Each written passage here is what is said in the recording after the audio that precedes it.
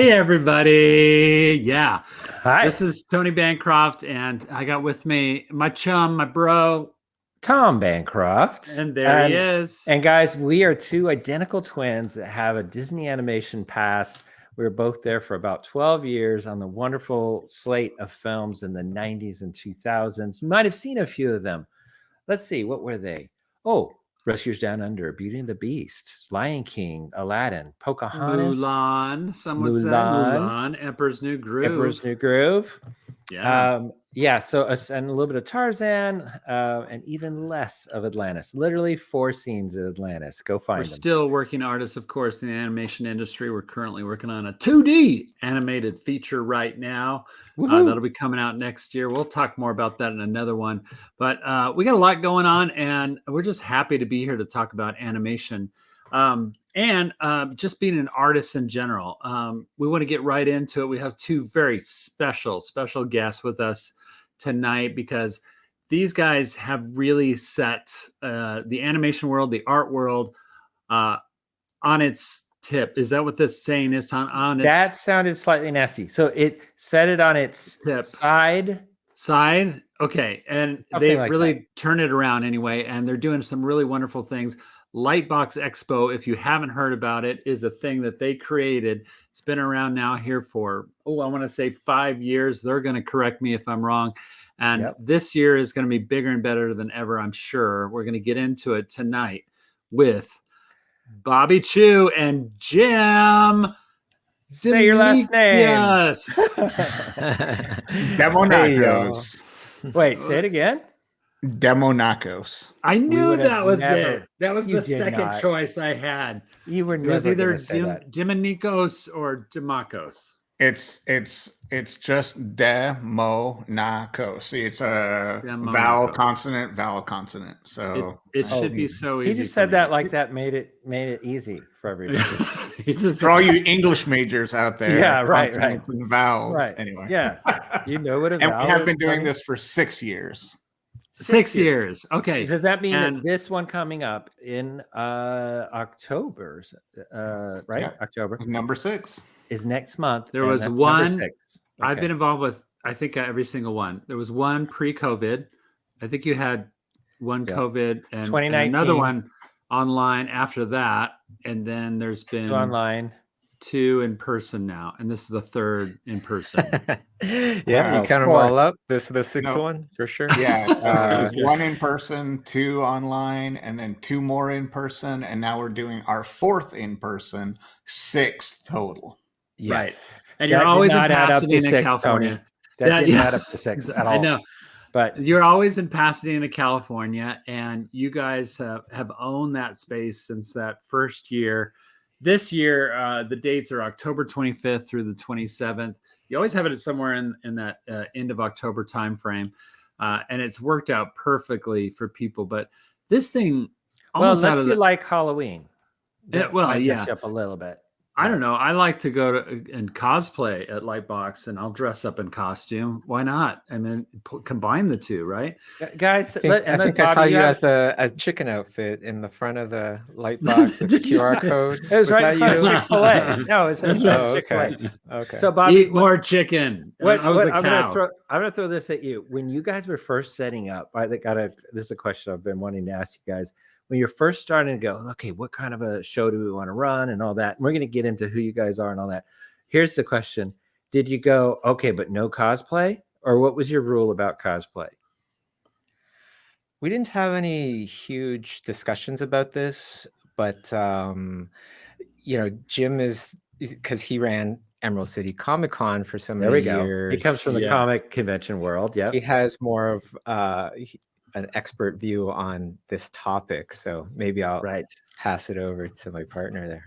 Are you Jim's like, I'm fed pro up or with that. anti-cosplay, Jim? Here's Jim's like, I'm I'm fed up with all that crap. I am pro cosplay in general, but it's Okay. just not the vibe of Lightbox. So we've never said don't show up in costume, but you've been there, a number of years now.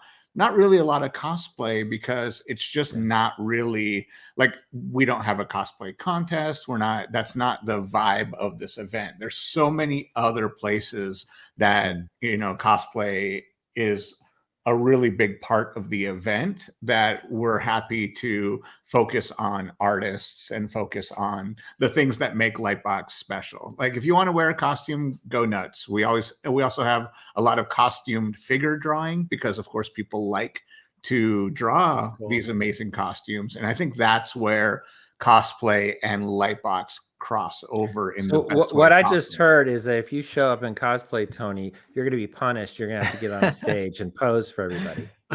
Yeah, Right. yeah. You have to do 1 hour on the stage of 5-minute poses. No Yep. big deal. No big Now I'm deal. working And it. Yeah. there's no prize. There's no prize in cosplay Aw. at this convention. Well, I think Uh, that's cool. I mean, what you guys have really created is, and you define it so well just by the guests that you have, the incredible guests. Well, I and did buy a speakers. light up tie for Jim. Did you? You know, I don't know if that's considered cosplay. I don't know if he wore it, but Did he wear it? I did wear it. It was for one of the for like an after hours party. I was like, you know, we could rock something that lights I up. know why That's we cool. didn't. Yeah, we didn't see it, Tony, because we weren't invited to that. Oh, we didn't get invited to Yeah. that after hours. Right? Uh, Oh well, Awkward. next time. Yeah. But you guys have really created something that is a professional artist convention. I think that's what's so inspirational. I know Tom and Yeah. I love it. We go every year. Like we said, we always love to booth there and have I guess you call them booth or tables. And then also we bring a lot of our students too, because it's such an incredibly inspiring place to be for young artists. I highly recommend it for anybody that's listening that's never been. Yeah, I think this is the year. Get those airline tickets or whatever you need to do and come on down.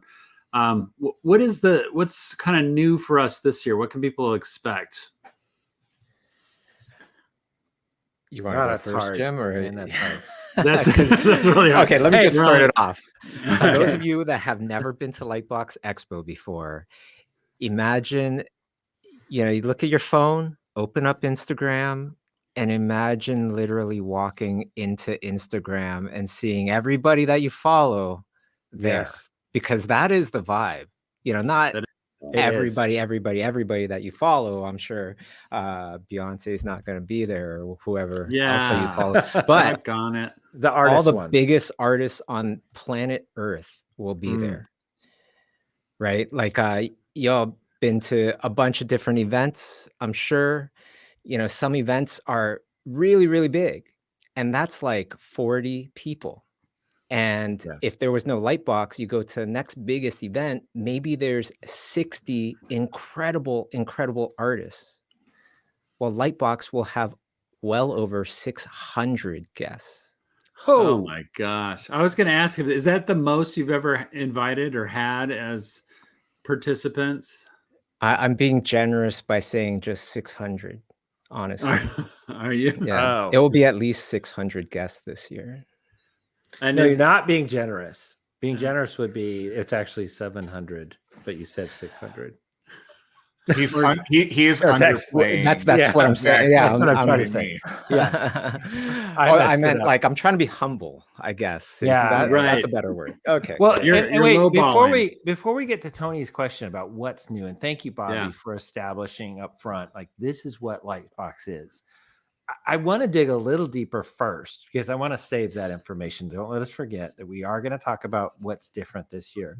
But I want to back up a little bit, just like you did, Bobby, and say, okay, how did this start? Because Bobby, we had you on our podcast, I think it was last year, and talking about Lightbox. We didn't have Jim. And so we were dying to have Jim on this year. Big Jim's here in the Thank house. you, Jim. I know you didn't want to do it, right? I'm like a rare exception for my. I don't do this often, but Thank you. We No. appreciate it. You're doing awesome. You seem very comfortable. Yeah. So, Bobby, you can start this story if you want, but I do want Jim to finish it, which is how did this convention start? Because the way you told it to us, I think last year, Jim was a smaller part of the story just because he wasn't there. That's why I want Jim to finish this story. But I got the feeling the idea started with you and then you approached Jim. Is that correct? The inklings, the very, very beginning. Yeah, I did call Jim to come out and meet up with me and, you know, talk about the possibilities of creating convention.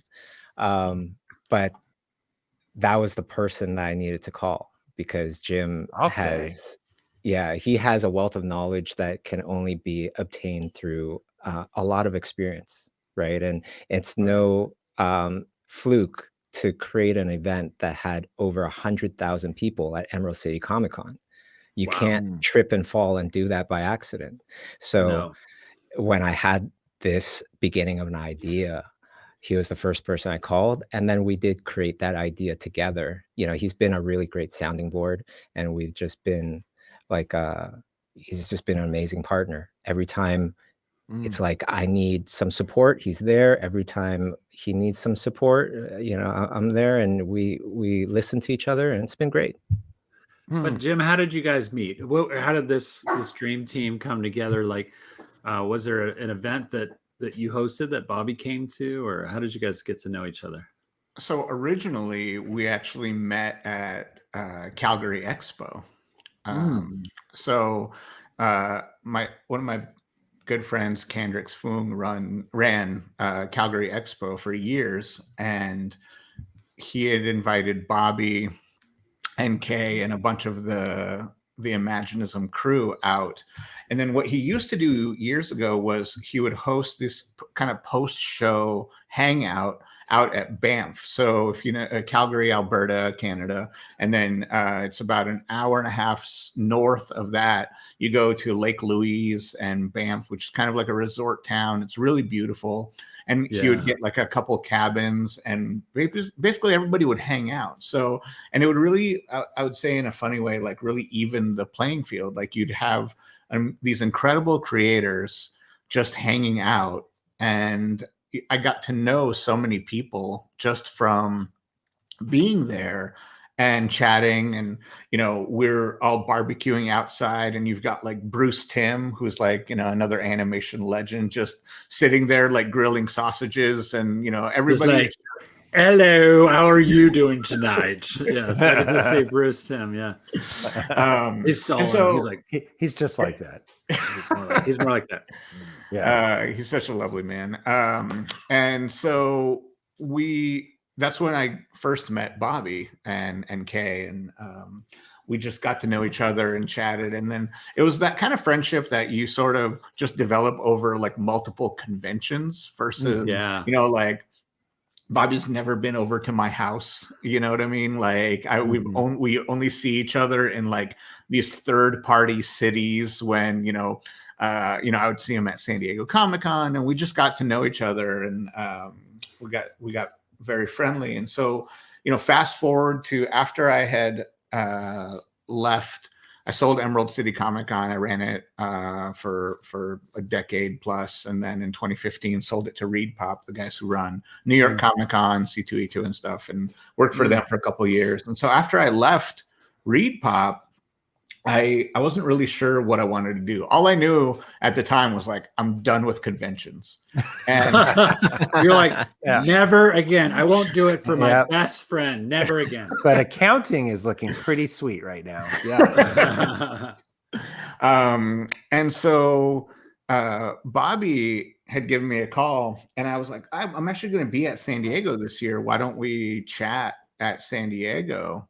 And so I went there, and essentially he had this idea about sort of like, instead of doing the schoolism events in kind of all over the world, like the sort of like more of a central location for it. And I kind of came in with this idea about like just a general, like, you know, not that, you know, I'm a huge animation fan. So I was like, I really feel, yes, too. Right. That's you crazy. should be on our podcast. Oh my gosh. Yeah. I have it'd be hard to, I know you can't see anything on a podcast, but I have like an original Chip and Dale cell from the first episode of the first short of Chip and Dale from like the 50s. The 50s, yeah. It's like a pretty, anyway, so I've been a huge animation fan. So I started talking to Bobby about like, well, I have this idea he told me his idea. I was like, that sounds awesome. I have this idea for like kind of like an animation event, and we just started to like meld the two. Wait, who together. said the animation event? You did? So I said animation event where Okay. I'm like, I want to do like a convention for animation. Obviously completely circumventing my own, like I'm never going to do a convention again. But but as it turns out, there's the things you love and the things you're good at, and sometimes they just kind of come back around. Yeah. And so in talking to Bobby, I was like, I had this idea because I've been to a couple other animation events and I just didn't really like them. And I was like, they should be more friendly. They should be this, they should be that. And he's like, well, I love that idea, but I want to do this. Like I want there to be like an educational component. Can we get, studios to do like stuff that, you go into a panel and you learn. That's what we want people to walk away from. And so little by little, like our two ideas really melded into this, what turned into Lightbox Expo. So that was I the love origins. that. Yeah. Now, and so it was a slow burn. This bubbled over a couple years, I'm guessing. Yeah, so we got together in 2017 at San Diego Comic-Con. So that's July of 2017. And we launched Lightbox September of 2019. So okay, two years. You didn't sit on it too long because that's a lot of work to do in 2 years, honestly, right? Yeah, there's a lot of planning that goes into obviously every event, and especially for a first one. I mean, I think we probably started very much in earnest the following summer of 2018 of like reaching out to a convention center. And Bobby had gone to the Pasadena Convention Center. We had chosen like 3 different convention centers that we thought might be good. We wanted to stay away from like Anaheim or the LA Convention Center because they're too large and they're a little like kind of out of the way. And so, and it's not the size of event we wanted. So as we were talking about what type of event do we want to run, what size event do you want to run, et cetera, that's Pasadena was on our short list. And I'll be honest, I don't even remember what the 2 other cities were now because between the pandemic and also 6 years, like it's probably San Diego. I don't know. No, but it's a little tiny convention center. That's all. I mean, for those of you that haven't gone and you are going to go this year, obviously you're going to buy your ticket as soon as you get off this podcast. You need to go because that Pasadena Convention Center is immaculate. It's and the location and the restaurants around there, right across from a mall that has all these beautiful shopping and amazing hotels nearby. Now it looks expensive. It looks like a very pricey venue, convention center venue. So a couple questions about that is it as much as it looks? And like, that had to be scary going in the first year because you basically have to plop down some upfront money and to get that venue. And did you have to lock in for a few years? Well, that's the scary part. Let me chime in here. By the way, Jim, I love hearing your your retelling of the story because it's been so long that there's a bunch of stuff I forgot. Like, how did that work? He forgot he likes animation and things like that. But I remember, we put down our deposit, and of course, quality is going to cost. That place, the Pasadena Convention Center, that's where the daytime Emmys happen in that giant auditorium. That's where Motown happened, the moonwalk for the very first time. Michael Jackson. America's Got Talent, all sorts of things. So anyways, now we have this deposit down. And I just remember thinking every day, okay, how are we going to get people there? How are we going to fill this up? How is this going to be successful? Every day, just sweating about it. Well, it's a big venue too. And so it is. I got to go to the next question, which was when you lock into a venue like that, you're going to want to stay there for a long time, maybe the life of your, because I don't even know where you'd go next. Hopefully you guys don't either, because I hope you stay there. But it feels like you maxed it out year one. 2019 was a packed crowd. Congratulations. What a great problem to have, right? It was a hit right off the bat. Right off the bat. I don't know how you then grow from there, and have you grown? So let's talk about just now the actual event happens and it's a hit. Was there a point where you're like turning people away even year one? I forget year one. What about you, Jim? So year one, we didn't turn anyone away in terms of like we didn't sell out any of the days, but Mhm. even year one, we actually were turning people away for the artist alley and Oh, for exhibitors. So in terms of, let's call it exhibit space, even year one, by the time, I'm not saying it was like a lot, just to be honest, but by the Mhm. time we were getting close to the show, we're actually like, oh, we're sold out. Like every table is full, every booth is full. That's great. And that's just turned into like a much bigger problem now, right? So to give you an Yeah. example, in 2019, you know, we had about the same amount of tables, 250, and we had about, let's call it interest from about 300 people. So you're like, oh, okay, that's pretty good or whatever. For 2024, we still have 250 tables, but we had over 1,300 Dang. Yes. applications. Wow. Man. And that's where you're able to, I mean, where it works in your favor. And for us as the people that are paying tickets and wanting to be there, it really works to our advantage because you're able to curate kind of who gets to be there. But you guys are friends with everybody in the industry. A lot of it's these like the people, worst thing in the world. Right? It's like the Oh. worst thing in the world. It like- You know is, what you guys because- got to do is say that we don't pick them. There's a panel that picks it. Just Yeah, kind of there make you it go. sound like you're not even involved in it. That's what Well, maybe you pass around. we so with that, Jim, do you want to explain the advisory council? Sure. The selection. Oh, there you go. So one of the things that we actually do, so just to start with the tables, it's not only, I'll do two things. So one, we have an advisory council. So here's the thing. We have this group of incredible artists. I'll just read off like Ryan Lang, Irie Pan, Phil Boutte Jr., Nicole Hendricks, Rachel Meinerding, Renee DeCherry, Loish, Crash McCreary, Don Yamazi, Wes Burt, Carla Ortiz, et cetera, et cetera. We Mhm. have 16 people who actually go through all the applications. Wow. And without, you know, going too deep into it, basically everybody rates the artists and then we take the average. So if you got rated by like, you know, 5-6 people and everyone gave you a 1, you got a 1. If Mhm. everybody gave you a 0, you got a 0. And so it's a sliding scale. And so the people who are accepted to get tables are the ones that got rated the highest. But Yeah. then, and all of it is based off of your portfolio. Like we don't actually, if you look through who's coming to the show, Bobby's right in that some of these people have tens or hundreds of thousands of people on Instagram, and other people have 1,200, 600, Right. but they're just Yeah. amazing artists. So we don't base any decisions off of just, oh, well, this person has a good following, we should have them. It's like, no, we have 1,300 people. And so we try to go through all the applications with all of the groups. Sometimes we break them up. Sometimes everybody does all of them. Some people can only, you know, all these are working professionals. So they're like, listen, I can do 200. Great. You do 200, then you do 200, you do 200. And it all adds up to the 1,300. That's amazing. I mean, I'm kind of confused about that because both Tom and I have tables this year. Thank you very much, by the way. But if I got a 5 and Tom got a 0, why is he coming?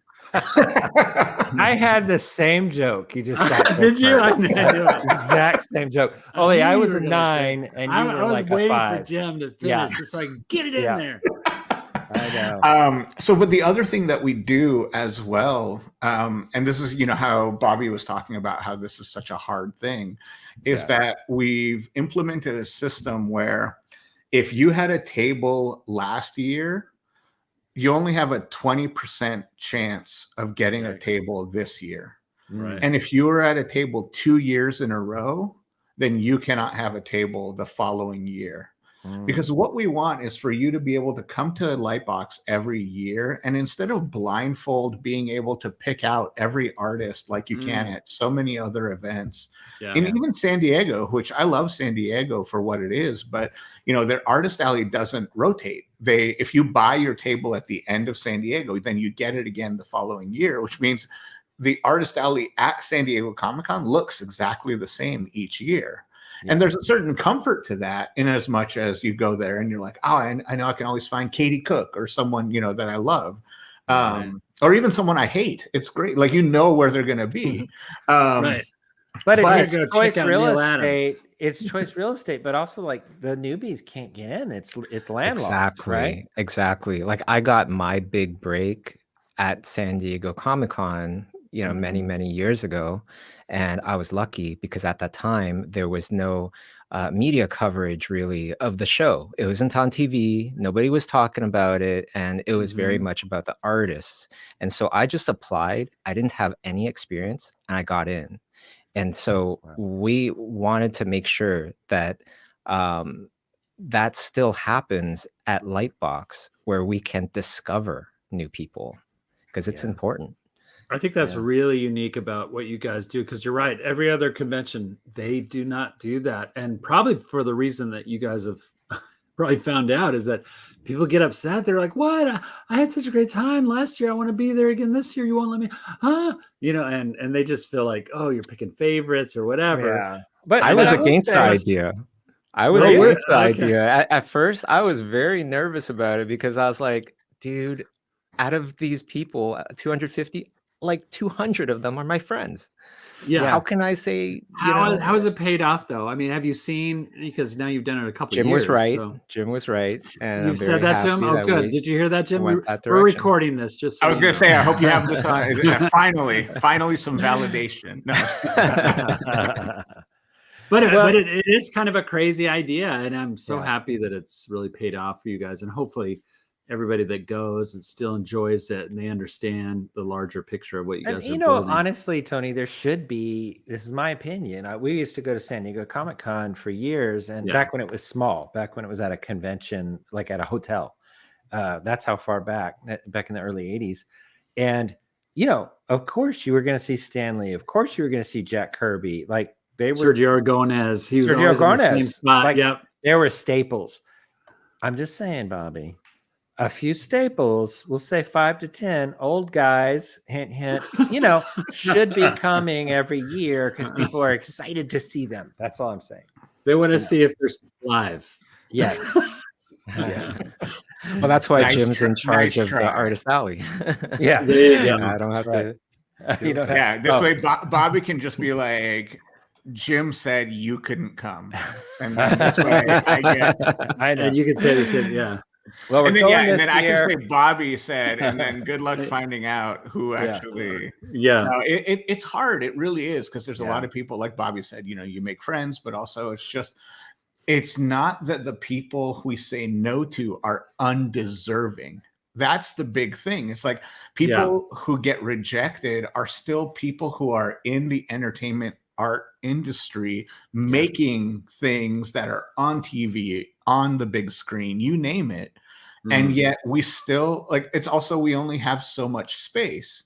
And the problem is, and Bobby and I have talked about this, I wouldn't say incessantly, but it comes up a lot, is people are like, well, why don't you just go somewhere bigger?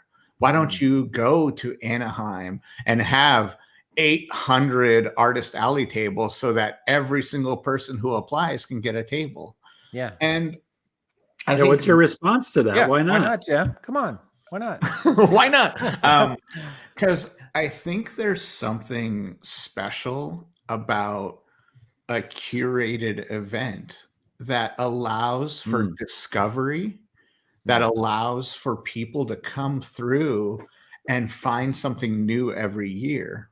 And when it becomes a flea market, so to the size where it's a little bit of everything, it doesn't feel special anymore.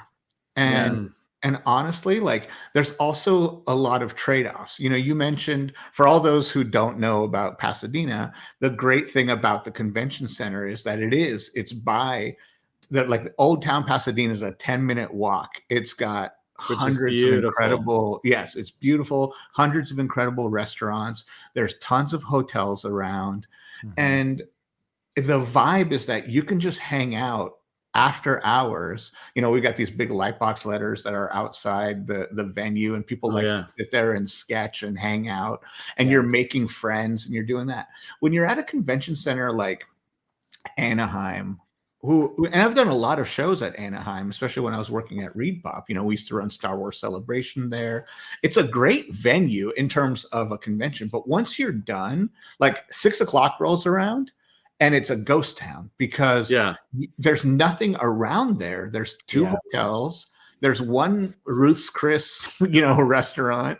Yeah. And so for you to go get food, you have to just it becomes like everybody leaves. Yeah. And so there's no community. And what you want is for people to be able to hang out. And that's why, we do stuff like after hours on Friday night and Saturday night so that there's stuff for people to come to at the Civic. People just hang out and sketch. And the environment is so friendly to that you just can't get that anywhere else. But I love too is that I feel like the community has not only taken that from what you guys have helped to devise within Lightbox, but then I've seen you go back to some of these hotels. There's a ton of hotels right around the convention center where you're at.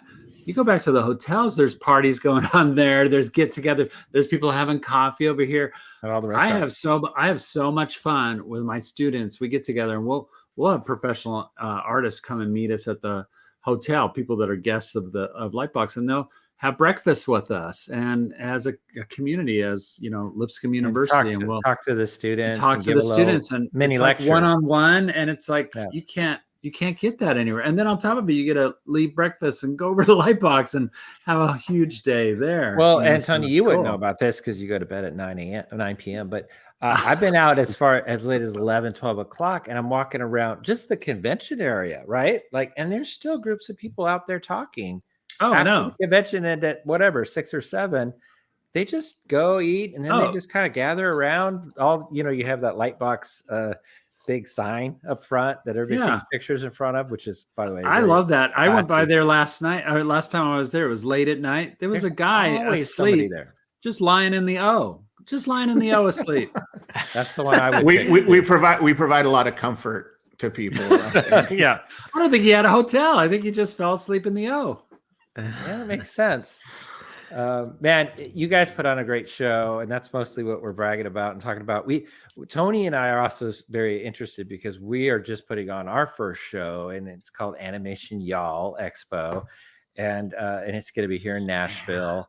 Not conflicting at all. We're your brother or sister, younger brother or sister, in conventions. Yeah. And it's going to be a very small event here in Nashville, but we're excited about doing it. But we keep thinking about you guys and referencing you guys and going, oh my gosh, how did they do this? How did they do this? I'm going with like open eyes this year because I'm going like, how did they put this on? And I'm just like I know I'm gonna end up grabbing you guys and go, I got a question real quick. Okay. How do you control the toilets? How many restrooms are around here? And how did you figure that out per person? No, oh my gosh. I have bathroom adventures at New York Comic Con. Oh my gosh, it was a mess. You guys did a good job on the bathrooms. Yeah. That's a great. No. What is some of the biggest issues for you guys in every year putting on Lightbox? What are the most difficult obstacles that have come up? Bobby, do you want me to go? You, me? You could go first. I don't really have anything in my head about. Bobby's usually walking around smiling. I think Jim is putting out the fires. That's going on. Maybe I don't know.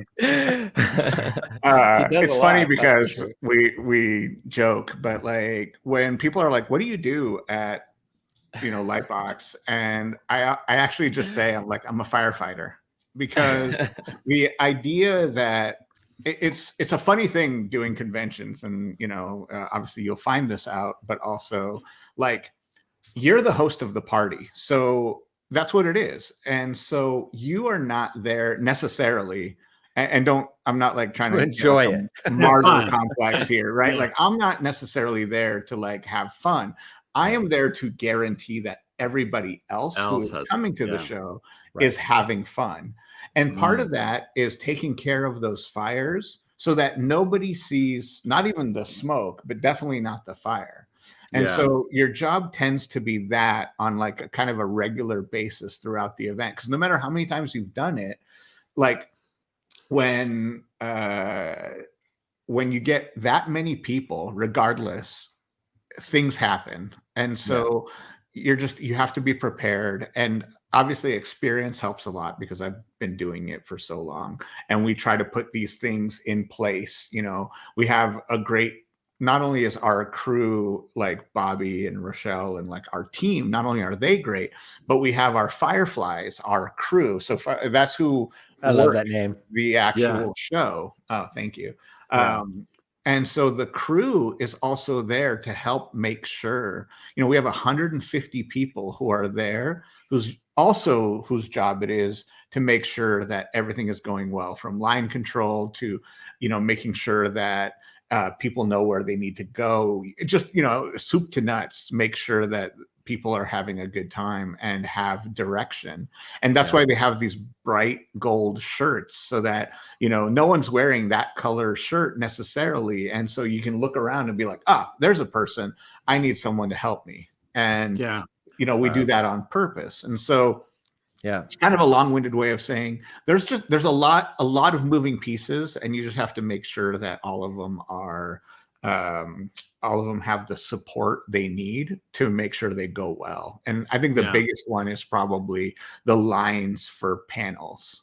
So we have most of our people are concentrated on that, because, not surprisingly, the programming is such a big part of the show. It really is. It's also thus one of the most popular things people see. are Like, I go to San Diego Comic-Con in the past, it's been years now, but when I would go, I wouldn't see panels because I'm not going to wait in line, and they usually are kind of like geeky and stuff, and I'm a geek myself, but like it was like a really cool artist or something like that, I would do it. I would wait. So that's why I can see that Lightbox, you guys have long lines, because it is all the stuff that these artists want to go to, for one.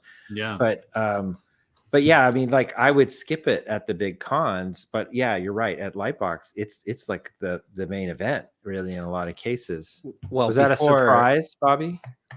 That was one of the objectives, like Jim was saying. One of the big things, maybe the only thing I brought to the conversation, was like, I want people to learn at these talks, though. I don't want them to be a bunch of fan stuff and then you leave and you haven't enriched your life. Because on my side of things, I was doing all these workshops with my online school, Schoolism, right? And we would do these workshops around the world, in like China, in Brazil, and everywhere. And in those workshops, you always learned. That was like a prerequisite to do something with Schoolism, and to do a workshop there, right? And so when we went from that to Lightbox Expo, that was one of the big things I want to bring there.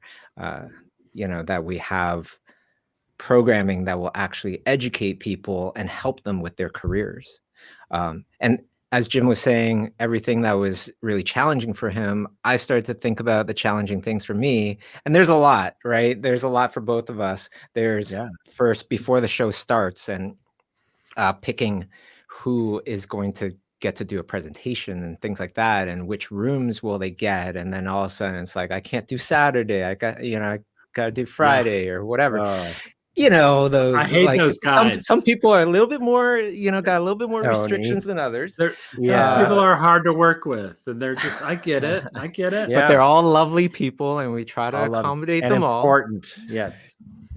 They're all very lovely and important. Lovely. Yes, even if their portfolio was a 5, Tony. Yes, they're all lovely and professional.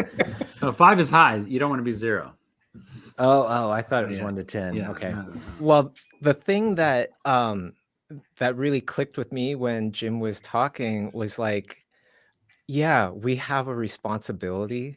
And in the beginning, I was thinking, I want to make my own convention so I could go to my own convention, right? And really enjoy my own part of it. Yeah. Right. And no, it's like, I made a convention so I could be there and make sure it works well. And it's nonstop putting out fires, like what Jim is saying. Your phone is just ringing a nonstop, or walkie-talkie, or whatever it is, or both. But yeah, the most difficult part is not continuing the night, and partying with my friends, and being part of the stories as opposed to hearing the stories the next day at breakfast. Yeah, and you know what? You can always Right. like enjoy the next week after and counting the money, right? Okay, so I just want to tell a It's story. Tahiti. Yeah, where do you guys go? What do you do like the day after you're done with Lightbox?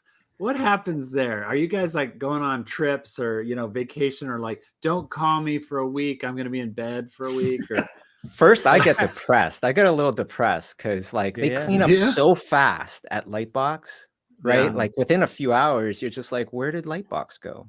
After Aw. Sunday. And the Yeah. next morning you wake up and you walk past, because I leave on a Monday or whatever. And so Yeah, I sure. walk past, I'm like, it's a little depressing. Yeah. It's Yeah. it's the withdrawal. It's the Lightbox Expo withdrawal. There's a Lightbox Expo FOMO for people that can't make it, Yeah. Yes. and even for the people that do make it, because you cannot experience everything. You can experience a whole No. lot of amazing stuff, but you You can't. hear about all the stuff you missed out on too. I know. Oh yeah, there's like 16 panels all happening at the same time, all That's weekend long. torture, by the way. I hate that, but I get it. I got to brag on you, Bobby, too, because I think it was a couple of years, 2 years ago now. Tom and I were doing a panel. I'm not going to name all the names. I was going to but tell this story. Yes. No. It's one of the things that inspired Tom and I to start our own expo here in Nashville, Tennessee, this Animation Y'all that we're talking about. I saw you talk about firefighting. We had a panel. There was a problem with audio. You know what I'm talking about, Bobby. There was a problem with audio, and It was. we wanted to record. Let me set the stage. It was Arcane, so it was a big panel. I wasn't going to name the names. Is what Why? I was not going to name the names. And Well, then you but there was a lot of anticipation. A lot of people in the room, okay. and something went wrong. Go ahead. Yeah. And so Bobby himself, he's on a walkie-talkie trying to find somebody to get in there. But obviously, this panel has just started. There was a lot of chaos, a lot of things going on all at once. And so Bobby's down there. Literally, we're starting the panel and talking around you. And you're down there on your hands and knees, He's sweating. fiddling with stuff and trying to get the recording to go and stuff like that. And I just, my aspiration, I guess, and feelings about Bobby just rose incredibly during that experience. To see you down there and just sweating it, trying to get that thing to work, working so hard. And it ultimately did. And you know what? Even if the audio didn't work, it still would have been a great time. We were having a good time and all that. So, Yeah. but just to see, you go that extra mile was so inspiring. I hope we can do that. We were like, everybody, this is one of the owners of this place, and he's down here helping out. And they were loving it. They were loving it. Well, I was really appreciate everybody's patience, and we did figure it out. So everything was fine. And then this year, they're going to be a much bigger room as well. Yeah. We figured it out. And Yeah. there's no more problems. No more problems. Those have all gone away. You know Yeah, we what? decided It has gotten- for this year. Yeah, Yeah. we just don't want any more problems, so we're just Yeah. not going to have them. Yeah. Oh, every Good year decision. you That's very iron good. out a bunch of stuff, right? Yeah. And like we're very adamant about doing like when the show's over, but not our job, right? And we get Mm. together and we go over everything, just the two of us, and then the immediate team as well. And then, feedback from the surveys, feedback from our presenters, feedback from our advisory council, and we go through all of that stuff. So every year it does get easier and easier. I do hope one year it will be like, I'll just go to my own convention and, and just And there's enjoy. no notes afterwards. Yeah. It went well. Yeah. I think That's when that's you're the in thing. Tahiti. Yeah. Yeah. I think that's the thing that for us is the biggest is I don't think people really realize how much we listen.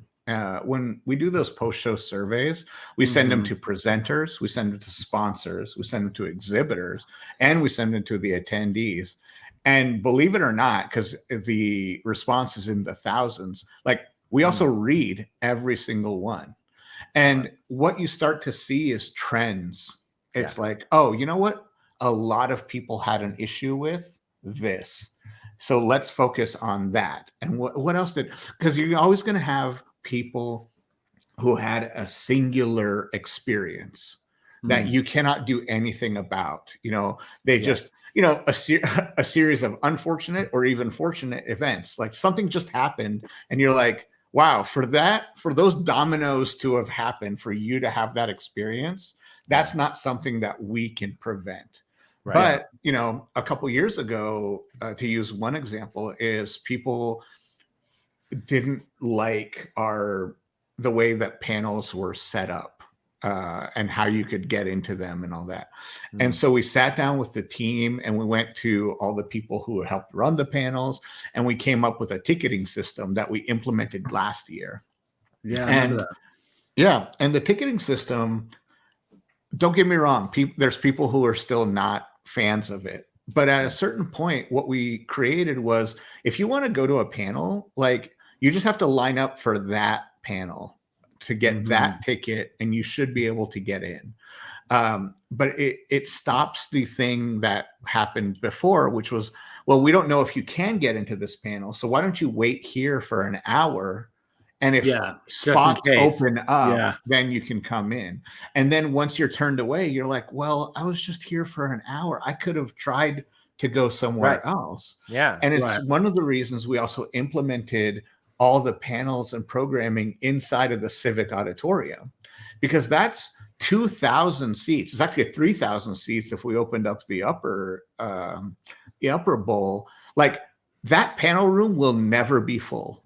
Yeah. Like, you will always be able to get in. If you, let's say, got shut out of a couple of panels, there's still something you can go see. If that's kind of your Hall great H, idea. right? Your huge Hall venue. H, kind of. Except you don't have to wear a human diaper and line up for 14 hours to get into That was Hall H. very vivid, Bobby. Thank you.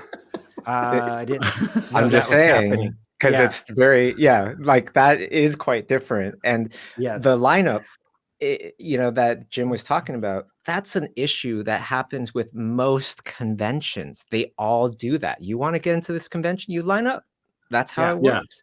But then when the lineups get too popular, well, then you get a whole bunch of people camping out, which we've also seen at different events, right? Yes. So sleeping there all night long to get in. Yeah. it wasn't, and we didn't want to get to that point, right? Yeah. And Jim was right, and he was like, we need to do something. And I was like, So wait, I want to dig in on that, because I got a little confused. And Tony and I do panels every year, but we don't go to panels because we're at a table or something like that. So I didn't quite know how this works. But Jim, are you saying that in the morning, kind of like fast passes at Disney, you have to go there early and get these tickets for the day? Or is it an hour before each thing that you have to line up or get your pass? It's essentially an hour before the panel that you want to go to is when we open tickets for it. So the only ones that don't have that is the first panel of the day, because obviously logistically it doesn't make any sense. So the first panel of the day is essentially first come, first serve. Once the room is full, it's full, the end.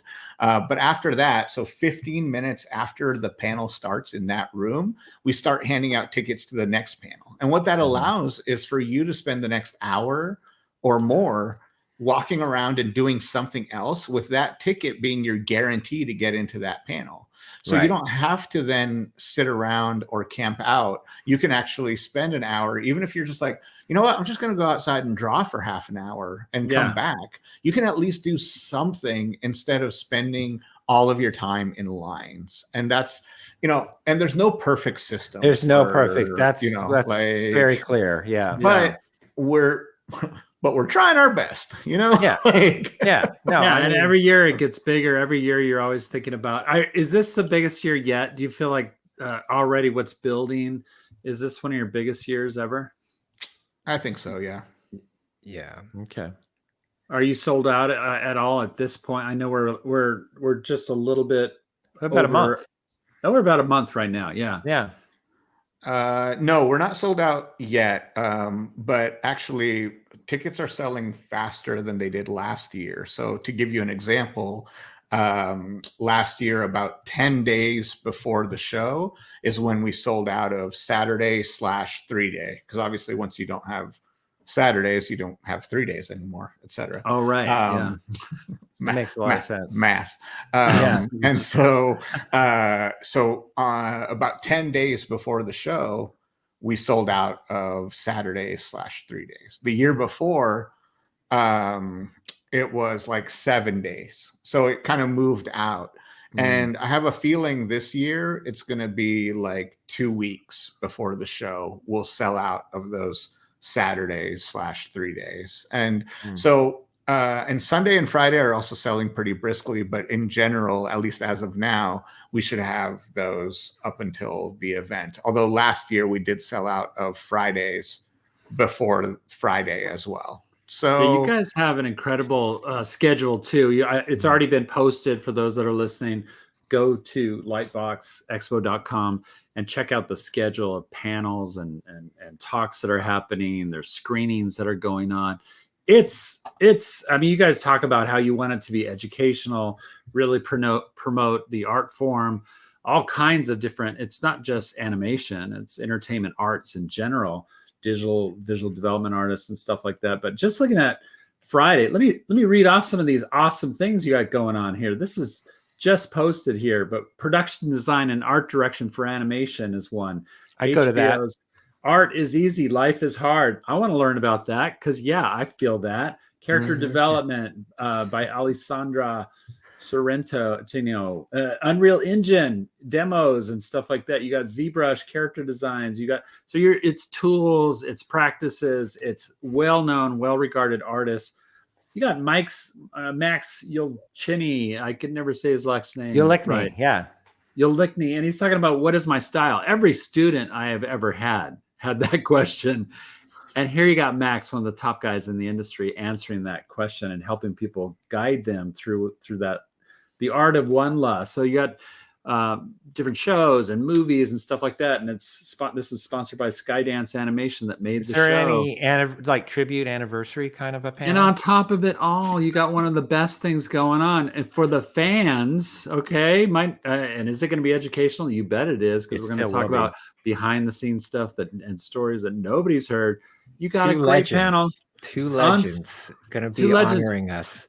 And then and our friends. But yeah, we have a panel happening on Saturday that's called The Lion King 30th Anniversary Reunion. Tom and I are hosting it, but I thought that was on Friday, Tony. That's going to have the directors. It's changed. Has it? Changed. Okay. Yes. Thank you, Bobby. And so it's going to be on Saturday, and it's going to be the reunion that's going to have both directors of the film, the producer, Don Hahn, Andreas Deja, Tom and I, and probably a couple special guests that we can't even mention. Whoop, whoop. You're going to want to check that out. So I got it. Thank you, Tony. That was really good. I am a first-time attendee to Lightbox, and I'm going to make a lot of mistakes. What are the top mistakes that the new attendees make? Obviously, don't wear a gold T-shirt. Did we get that joke? Okay, good. But beyond that, like, what are the things that they need to kind of watch out for, and maybe even plan to get the most out of the show, right? Yeah, exactly. So on our FAQ on our website, the very first question is called, any tips for people going to Lightbox Expo the first time? Oh, nice. There it is. And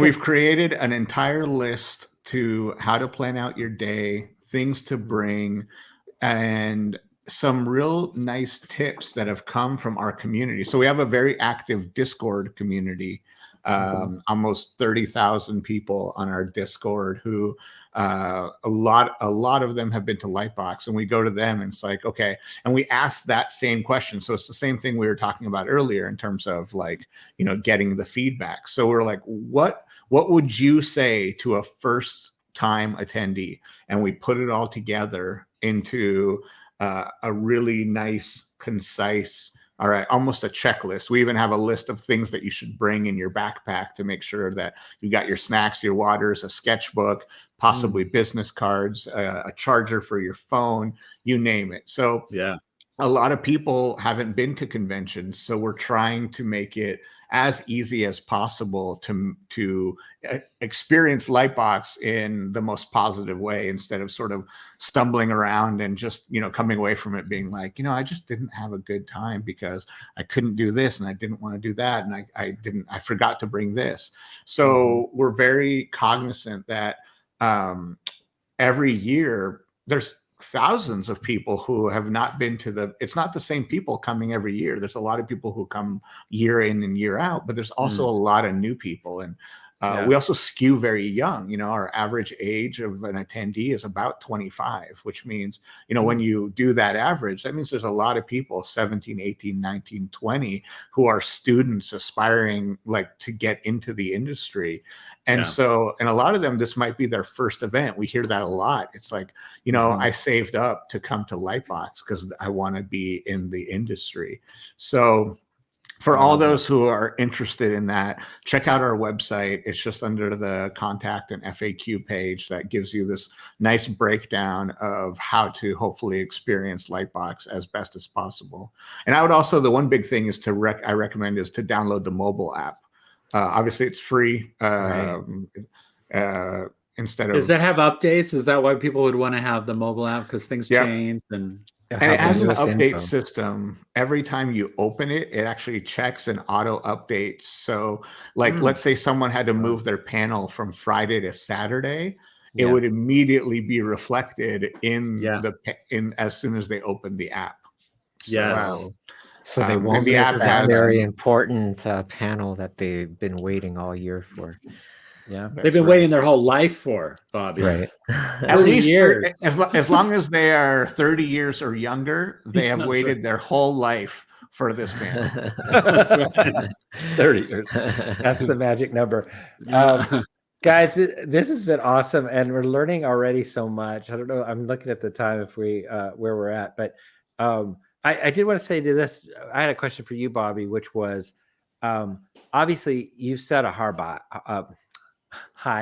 Hard bot? What? High bar on the artist side. And, you know, most conventions, and this is to you too, Jim, is that you go to a Comic Con and it's everything but comics nowadays. Let's be honest, right?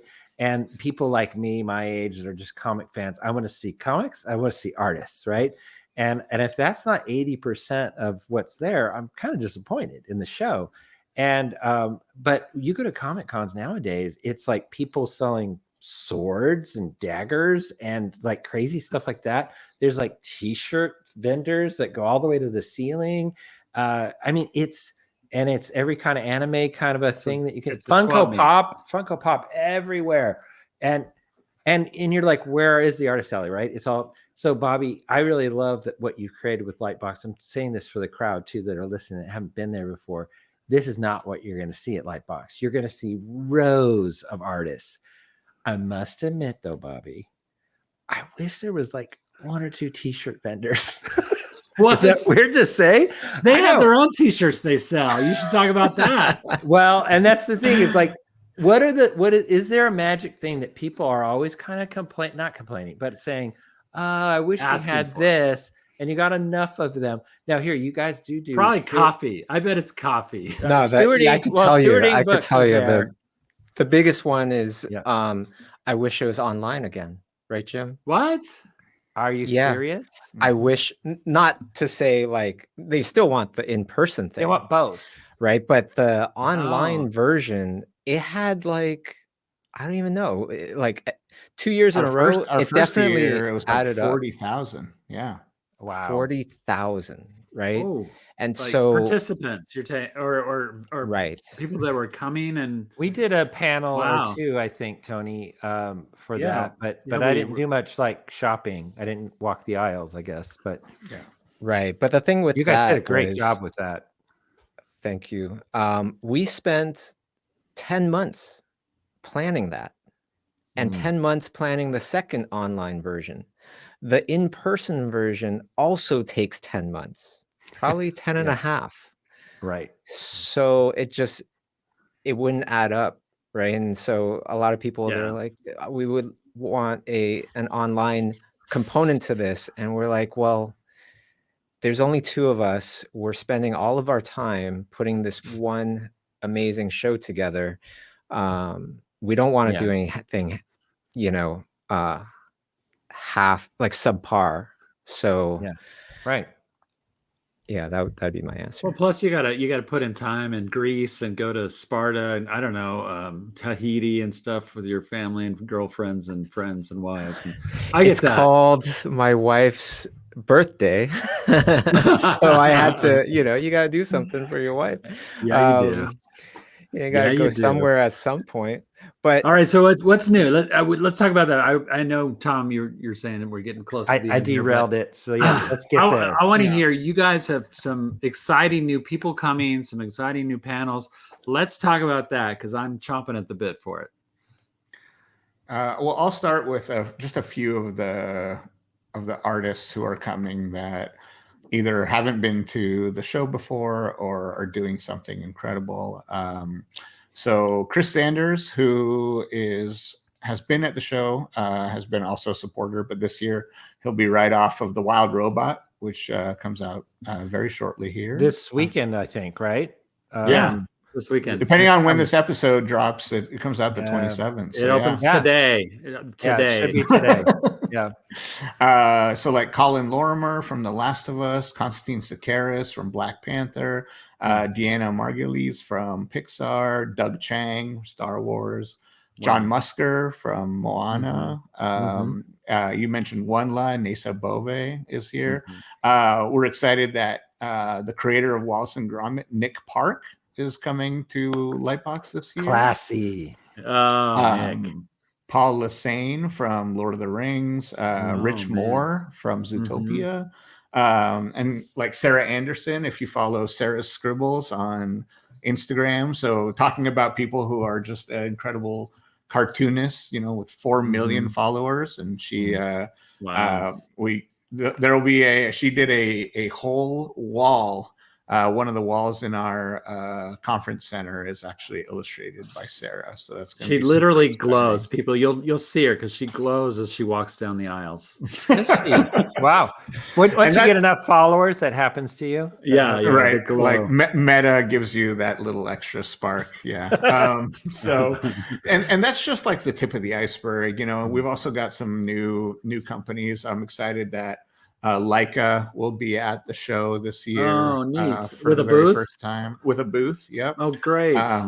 I was told that I don't know what, but they're bringing one of the models, one of their actual models, so you can see in Oh. person. That Will is- they let us um, bend it and tweak it and stuff and animate it? I I want think to that animate it. Yeah. They have one person there to break anybody's fingers who tries to touch it. So, like their whole job is just finger Good. breaking. So Tony, you Tell me- start playing with it first while he's breaking your finger. I'm going I'll to start animating. sacrifice Yeah. this finger right here. I don't care. Yeah. So, I've never liked my pinky anyway. So, That's right.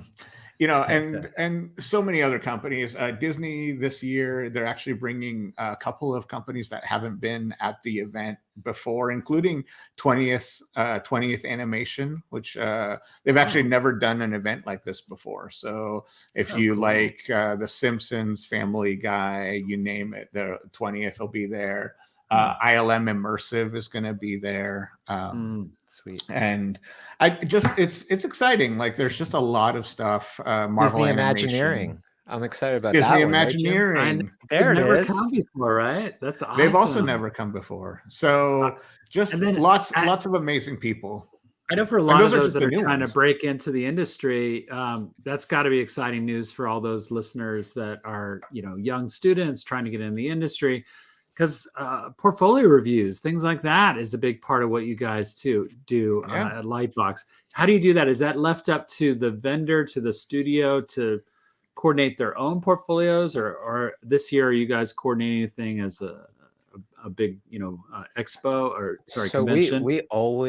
we do two different types of portfolio reviews. One is called the artist database, right? And so every participant is invited to create a profile in the artist database.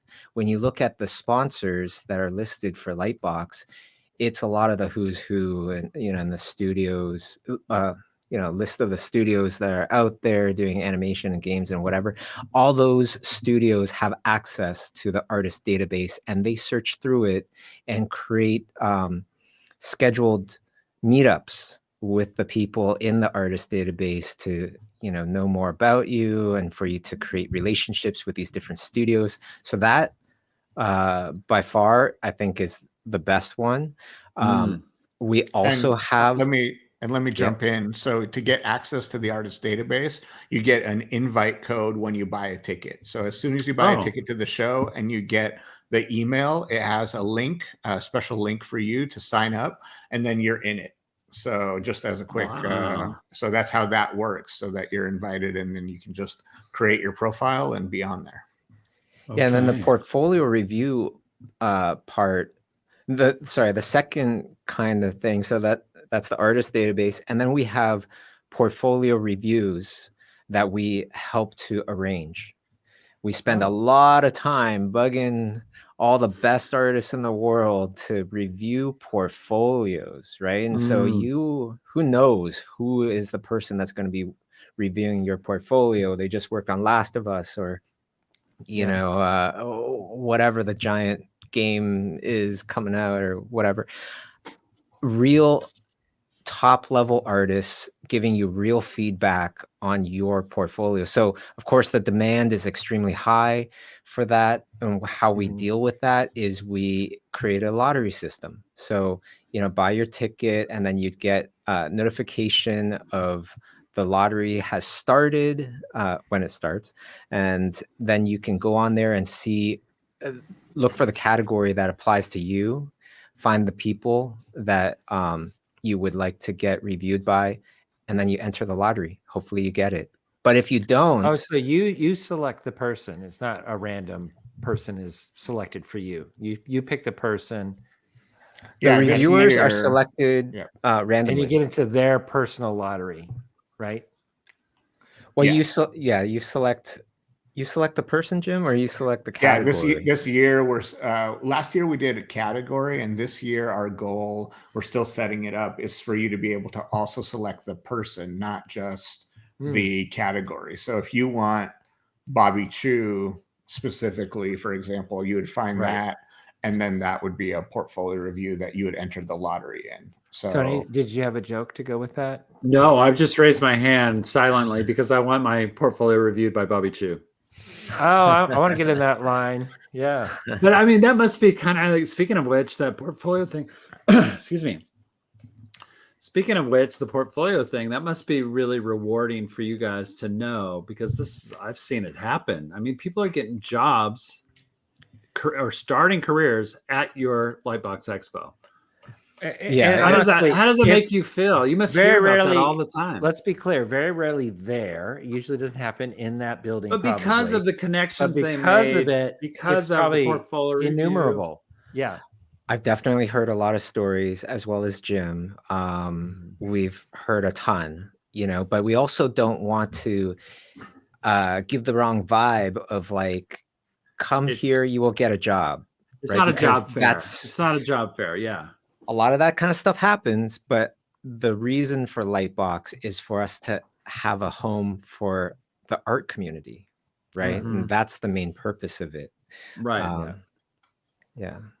I love that. But to go with that, we all know, and this is really to our younger, we have a lot of people that listen to our podcast that are trying to break into the animation industry. And to them, I always say, like, this kind of an event, Animation Expo 2, but these kind of events where you are going to meet one-on-one, not only your heroes in animation or art in general, but you're also going to meet some of them that also might want an apprentice, want an assistant, or they're busy at work, and a job just came up, and they're like, oh, you know what, we are looking for an effects 2D effects artist, and they're really hard to find, and your stuff's amazing. Like, those opportunities of getting out and meeting people that you want to either be or be like or whatever, they can lead to something. And it's really important to do that. Yeah. And those things happen more and more often as time goes on, because the industry starts to realize, oh, we don't have to try to scour the internet for people, this event has a very concentrated, a very high Yep. bar of, quality artists. So there's more and more of that happening, Yes, which is really I nice. understand. And Yeah. for Well, me, I guys- started by getting my first, my first break at Comic-Con, Mhm. Yeah. right? Full circle. So, yeah, it's a full circle. And so much of it is a full circle. Like I was just mentioning, somebody asked me the other day, is like, was there a movie that got you inspired to want to work in movies? And I was like, yeah, Jurassic Park. And because of Lightbox and everything, I became friends with Crash McQuarrie, the guy that designed the dinosaurs for Jurassic Amazing. Park. What a Yeah. full circle that was, right? I was like, please be Milan, please be Milan, please be Milan. Nope. I love Jurassic Mulan. Park. I love Mulan. Okay, yeah. I worked it's on the too late. toys. I worked on some of the Did you? toys. Yeah, Yeah, Oh, we'll have back to talk then about there that weren't that sometime. many toys, but I bugged the heck out of They my weren't near company enough. to Yep. to do a piggy bank. Oh, that's cool. Wait a second, the Mushu one? Yeah, the dancing Mushu, you saw that? Yeah, I have one. Oh yeah, Yeah. good job on that. I Yeah, worked on that That's a so little bit. cool. I would Yeah. grab it if I could find it right away. But Well, I isn't pretty that much have nice, everything. you guys? You're just Yeah. bonding and stuff like that. Well, thank you guys. We got to wrap it up because I have a class that's starting in 10 minutes, as a matter of Oh, fact. you better. And I get still going. have to get there. Okay, so You're thank gonna you be guys. late. We're so excited about this year's Lightbox Expo. We are. And Tom and I are going to be there. We'll have booths or tables. We'll do. We're going to do some panels, which we've already talked about. We're super excited. Just don't ignore us if we'll just wave hi from a distance, you guys. Okay, we're so excited. Yeah, and just if I can mention the Concept Art Awards, because we support, Oh, we yeah. love these guys, the Concept Art Awards. It's a wonderful association. Also for students, if I was a student again, I would definitely apply for the Concept Art Awards every year and try to get in, try to get nominated, maybe try to win something. The very first year, Artist Student of the Year was actually Irie Pan. So look at how No way. That worked out. Yeah. So Tony and I were not judges, but we were presenters at the awards. The first one, yeah. Yeah, that was quite an honor. Jim, Bobby, thank you so much for coming and being a part of this. Thank you Always for a having pleasure. us. This is wonderful. We has will been see you fun. guys at Lightbox Expo with 20 students from Lipscomb University. So we're going to be really excited and busy, but nobody's more busy than you guys putting out fires. We really appreciate everything you guys do because it's a sensational show. So thank you. Thank you. We'll see you in a month. We'll see All you in a right. month. Yeah. All Take right. care, guys. Tony, as we always say, Animate at Lightbox Expo. from the heart. Oh, There from it the is. heart. Be sure to subscribe to the Pencilish Studios YouTube channel.